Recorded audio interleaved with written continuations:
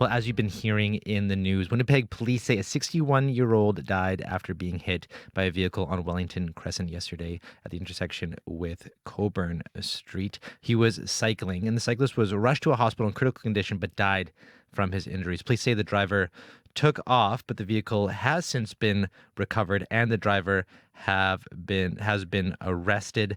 Beckham Kenneth Severite, 19 years old, has been charged with dangerous operation of a conveyance causing death, as well as fail to stop at the scene of an accident. That is just as of news, just about an hour ago. That needs to. So we're asking you today, what needs to change to keep cyclists safe? Cyclists, we want to hear your thoughts and experiences, and maybe you're a motorist as well. What would make it easier for you to share the road with cyclists safely? So we are opening up our lines to hear from you, to share your stories. You can call us at 204-780-0893. That's 204-780-0893. Our director, Wendy Parker, is standing by to put you on air. We also have with us here in studio Mark Coho. He is the executive director of Bike Winnipeg. Good afternoon, Mark. Good afternoon. Thanks for having me on. Yeah, well, Mark, so what was your reaction when you heard about the hit and run incident yesterday? Well, it's sad. We know that someone was out, just having their average day, trying to get, I assume, to work, and that person didn't make it to work. That person's family and friends were expecting them to be at work, to come home, probably looking forward to a weekend with some good sunny weather. And now that's not going to happen. That's a life lost. And it's also a 19-year-old whose life is changed forever. And, I don't know the circumstances here, but what we do know is that these kinds of things are preventable, that it's not an accident. It's something that through our roadway design, through our actions and our inactions, and through our education and enforcement, that we've allowed to happen. And it's something that I think we need to really reshape in this city. We shouldn't be standing by, and we shouldn't really have any fatalities and serious injuries. We shouldn't have that because there's lots of life-changing injuries that happen as well. Thanks for that. And just before we have people calling in, so we're looking forward to getting to you. Karen is on the line here. Karen, hello to you. Oh, hi there, Karen. Hi, I'm glad to talk about this because I'm 78 years old. I've always lived in Manitoba, but my daughter has always lived in Antwerp, Belgium. And when I go there, my only mode of transport... Karen, I think we may have lost you there. I don't know if we lost reception there, but one second here, Karen. Oh, hey there, Karen. Sorry, we're back. We just had a phone error there. Carry on. Oh. You have a daughter in Antwerp, and you bike a lot when you visit her in Belgium. Carry on. Yes. So what they do there is there's wide sidewalks, and so the bike lanes are actually, it's sort of a red brick that they put on that is the bike lane, and both people that are in cars, on bikes, and walking all know the rules. Like, no walkers walk in the bike lane, and the bikes are as busy as a rush hour traffic when it's rush hour there, and yet I'm the only person that ever had a little fall, and that was because my front wheel turned in a strange way, but I've never seen any issues there. But it is use of wide sidewalks. So the bikes are not competing in the fast traffic or the car traffic. Right. Well, thanks for that, Karen. Mark, what do you kind of make of that approach? Yeah. So what she's speaking to there is in a lot of the European countries, but more so also in Canada here and in North America, we're moving to protected bike lanes. So physically separated bike lane that's separated from the traffic, but it's also separated from people that are walking. It's something that continues into the intersection. So their intersections are also designed a lot differently. They're made to really slow down that traffic, so you can't make a quick turn through an intersection. They're trying to make sure that where vehicles and people biking or walking cross each other's paths, they're crossing each other at a right angle, at slow speed.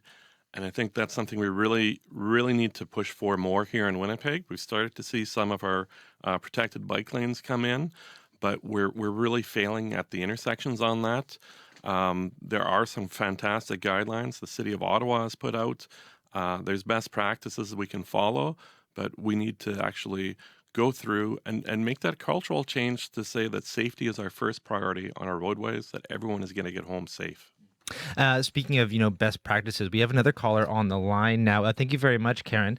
Patrick's on the line now, potentially to chat a little bit about something that's happening in BC. Hi there, Patrick. Well, hey, Corey. Good afternoon. Thanks for taking my call. Yeah, thanks for joining us.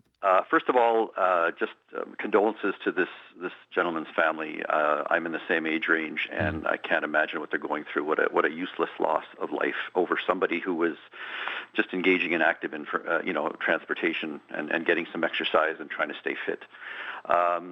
Yeah, British Columbia passed a law this week, effective June the 3rd. It's called the Vulnerable Road Users Law, where they have laid out minimum distances that vehicles must abide by when passing vulnerable road users, being cyclists, pedestrians, even electric scooters. They've got to be a minimum of a meter away from, and that's the tip of their mirror, has to be a minimum of a 1 meter away from let's say the cyclist. If the speed limit is 50 kilometers or less, and where speed limits are higher than that, they're 1.5 meters away. So I just have to wonder whether that's something that the province of Manitoba should take a look at in terms of, it's a very new law. They're still, I think, trying to decide how they're going to enforce it. But a lot of it, I'll be honest with you, it's not a very friendly town for cyclists when it comes to contact with vehicles. I'm a motorcyclist as well, and I've felt the same way where, vehicles were tailgating me way too close to my motorcycle. My son just graduated this week from the University of Manitoba, and he insists on cycling from North Kildonan to the Exchange District every day. And I tell you, I'm praying every day that he makes it home safely because, I think cyclists are seen as an annoyance. They're resented by some drivers. And really, in my mind, it's almost a change of attitude that needs to kind of go over, come over everyone, where they look at these people as they're not polluting, they're staying fit. That helps them to stay out of hospitals. It saves us on a cost basis as far as people staying healthy. There's so many positives about cyclists, and yet, boy, the way they're seen by I'm not saying all drivers, but it sure seems like people need to look at cyclists just differently. Thanks for that, Patrick. Mark, what do you make of that BC law that Patrick was talking about? Yeah, it's certainly safe passing laws are something we have lobbied for in the past, and we continue to think would be a good idea. And with the vulnerable road users as well. I know in some countries, in the Netherlands, it's really the onus is on the driver of the vehicle to have that safety, and it's sort of basically it's the assumption is that you're responsible for that safety, and it's important. Like you said, it's a matter. We're trading convenience for safety, and I don't think we should ever be making that trade. I don't think anyone thinks that. No one wants to go out and hurt someone. But certainly if you're on the vehicle, if you're in a vehicle, you're driving and you're behind someone on their bike, it's important to make sure you are giving that safe space when you're passing. Give a good clearance. I would say 1.5 meters. Change lanes if you can, half a lane. It makes a world of difference to the person who's biking next to you. It allows them to feel safe, to feel comfortable. And it's like you said, it's this huge benefits that we get from people biking, whether it's the cost to our roadways, whether it's our health, but it's also money saved by the people that are doing that, and they're feeling better, they're more productive. So if we can get that kind of safety and that safe passing, it makes a huge difference. I would love to see a safe passing law in Manitoba. I find it also interesting in terms of categorizing cyclists as vulnerable road users. What do you make of that label? It's truthful. I think we always try to make sure we're personalizing, whether it's someone who's walking, biking. because we think, if we're mentally putting ourselves in the place of that person on the bike, that person walking down the sidewalk, it makes it easier to empathize. Hopefully, you're thinking a bit more, and you're able to think of that person as your son, your daughter, your friend, your father, your aunt, your uncle, and give them that space and take that little extra bit of time. Thanks for that call, Patrick. Thanks for calling and sharing your perspective. We want to hear more from you. You can call us. We're still taking calls. 204-780-0893. That's 204-780-0893. Now, I actually want to take us back to the intersection where the hit and run happened yesterday. We actually got this call from Jason earlier today. Morning, it's Jason Carter on a bike at about 5 to 8 on Friday morning. I'm standing at the corner of Wellington Crescent and Coburn Street North. This is the scene where a fatality, a cyclist was killed. We still see debris from the emergency services on the boulevard here. Just a few points about this. First of all, the Wellington Crescent west of Academy Road is 30K. And it's long been seen as a Sunday route and a very enjoyable route. This route here is also used to be, in my day, the way to get to downtown and into the village and into the ledge, because the route over by Balmoral was not well known and was very difficult. However, as traffic numbers grew, this has been well known in the cycling community as very risky. East of Academy Road, this stretch is 50K an hour. There is really no reason for this to be 50K here. It is chaotic just from watching the cars for a little while. There's cars coming out of the side streets. And right here, I see a cyclist right now, and he's hugging the curb like crazy because he knows that there's a car right behind him coming up, and the car simply cannot get by the cyclist. What is really egregious here is that Bike Winnipeg and various other people have complained about this strip for decades. There's more than enough space on the boulevard to expand and make a proper cycling infrastructure here, make a protected lane all the way down here. It just doesn't make any sense. If we do not, as a city, want cyclists on major routes like Portage Avenue or Broadway, then we have to have parallel routes that are safe for cyclists and other AT users. The simplest, cheapest, easiest thing and the most immediate way to do that is to change the road to 30K an hour. I cannot stress that enough. Thanks for that call there, Jason. So Mark, he's calling for, particularly at the site of that accident there along Wellington, around Coburn there, 30 kilometers an hour, and I'm guessing when he says bike infrastructure, a bike lane. What do you think about that potential solution? So certainly, we've been pushing for 30-kilometer an hour residential speed limits for a number of years now. We think that's this. If you are going to have people biking in that mixed traffic kind of scenario, we really need 30K. Wellington Crescent, when we look at that roadway, it's 4 lanes. And it's a roadway that's changed a lot over the years. Not necessarily on the road. The road stayed exactly the same, but the context around it has been changing. We've seen lots of development go up along the river. We've seen lots of development, densification go into the neighborhoods on either side. So we've really seen an increased traffic. And one of the things that happens on Wellington Crescent is you have a lot of left turns. Whether it's going into Earl Grey, whether it's going into River Heights, or it's turning out onto some of that riverbank development. So really, we should be seeing protected bike lanes there.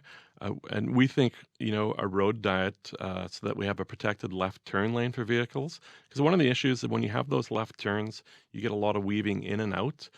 We don't have really a better way to think of that roadway and to utilize the space is to look at a center left turn lane. So if you're in that left turn lane, you're making a left turn, but you're protected from oncoming traffic and protected. But that would allow for protected bike lanes along that roadway as well. In winter, we let that roadway narrow.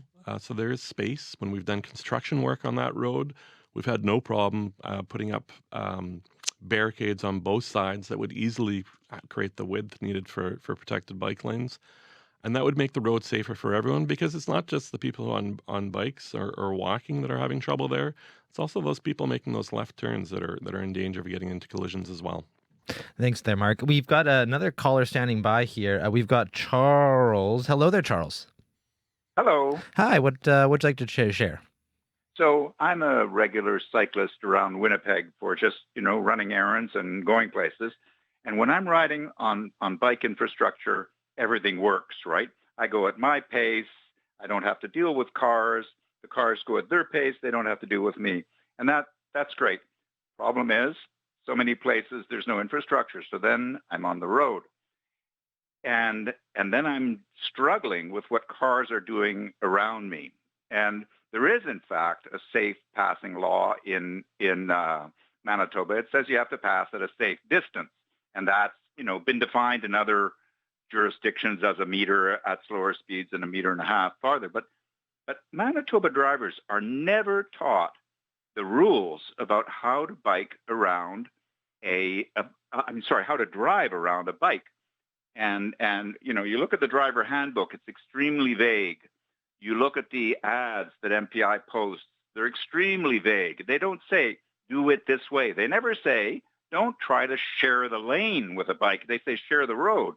But nobody knows what share the road means. And so I find I get people pushing by because somehow they think they have a right to get by me when I'm on one side of the lane. They just push through way too close. And I look at who's just done this to me, and it's ordinary people. But nobody's told them, slow down, give room. It's so important that MPI and maybe the new city road safety team really educate drivers and say, when you're near a bike, slow down, give them room. Charles, thank you so much for that. Really appreciate that perspective. We've actually, before we kind of get more reaction from you there, Mark, I just want to make sure that we get a perspective from Lucy, who's been waiting patiently on the line as well. Hello there, Lucy. Hi. Hi. Tell us what's on your mind. Oh, this is so great to be able to talk about this because I have a bike, but I never use it because there are many times when I just want to stay away from the traffic and I find myself going back on the sidewalk and probably breaking the law, but I will not negotiate around those cars. And I'm a little pessimistic about, when they talk about, well, let's educate the public better, let's put more lanes on the road, widen the roads. I'm very much in agreement with the woman who talked about the way that it works in Europe. I have a son in Leipzig, and I was there last June, and it was just wonderful to see that what they do, rather than extend, try to mix the traffic of the bikes and the cars, they've got, boulevards, they extend the sidewalks. And so when we've got beautiful boulevards in Winnipeg, I can't see why they couldn't make some of them into bike lanes because you shouldn't be mixing bicycles and cars. This is, I just think the competition between the cyclist and the motorist, it leads to the cyclist or the motorist becoming anxious and not liking the cyclist, and then the cyclist feeling like they're trying to negotiate on a bridge or something when a bus is going by. It doesn't surprise me that people end up in accidents. And to see it work so well in Europe, I just wish that Winnipeg, in designing these kinds of, they're trying to integrate bike traffic into the city now, which is fabulous. Why not, extend, put the lanes, extend the sidewalks, put the lanes. There's so many times when a sidewalk is totally empty and you're on the road with a bunch of cars. It doesn't make sense to me why they can't just extend the sidewalk a little bit and keep the bikes and the traffic totally separate. And that would also alleviate the problems that we have in Winnipeg with snow, because many of these bike lanes are covered in snow. And how do you take that snow off for a cyclist who wants to travel in winter? I think it would be a lot easier if we just thought about our design and looked at cities that really works well and copy that. Lucy, thanks so much for that perspective. Really appreciate it. Because we only have a few minutes left in the show, I actually want to squeeze in one more call that we got earlier today from Mariana. It speaks a little bit about political will around cycling in our city. Hi, this is Marianne calling just about the conversation about safety for cyclists. I think part of the root of the problem is the attitude of certain members of City Hall. I remember one who recently called cyclists bike Nazis. So I think if the attitude starts from the top and we start to respect cyclists as part of our traffic system, then there will be more safety for cyclists. Thanks very much. Safe riding, everybody. She's referring there to City Councillor Ross Wyatt. Thanks for that call, Mary Ann. So just to cap it off here, we've got a couple more minutes left here, Mark. Just some of your final thoughts. What do you make of cycling culture in our city and the political will to make these changes that we just heard, suggested from Lucy and all the other callers who just joined us in this half hour? We know there's a willingness and a desire for people to get out. We've done surveys with CA Manitoba. The city's done surveys. They all show that there's a lot more people who would like to bike if they had that infrastructure in place, if they felt safe, than are biking now. So we know we can reach these goals of getting more people cycling, but we need people to feel safe. And, like the caller before had mentioned, infrastructure plays a huge part in that, making sure that the infrastructure we have in place separates people, but it's also creating the sight lines. So, when we talk about sidewalk cycling, really we want to make sure we're getting a good distance from those side roads. We need a barrier between that. And often it looks like it's on the sidewalk in Europe, but it's not actually. It's a separated bike lane, often at different levels.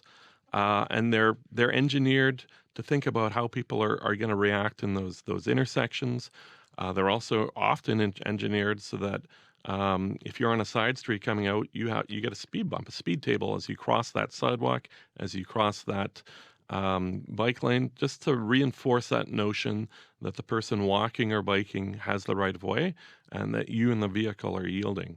And, ultimately, political will is what's needed. We have the income, we have the revenue, we have the space in our rights of way to make this city safe for walking, for cycling, and for transit. But we need to put the investment in there to make those changes, to say that safety is our number one goal. So really, we need to see ourselves increase the road safety budget, increase the budget for the bike network, and make sure that when we are doing our road rehabs, we're taking use of that opportunity to build those networks for us.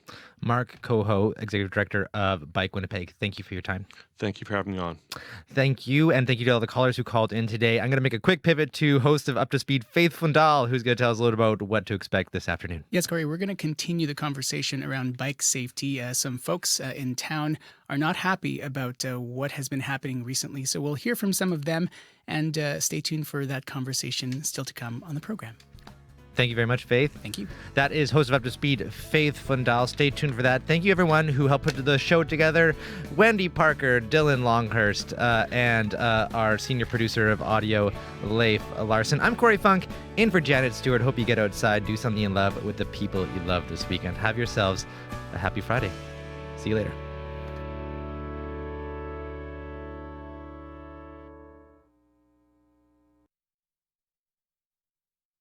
And the written word. Books can have a powerful effect on our mental and physical health. Where I first heard of James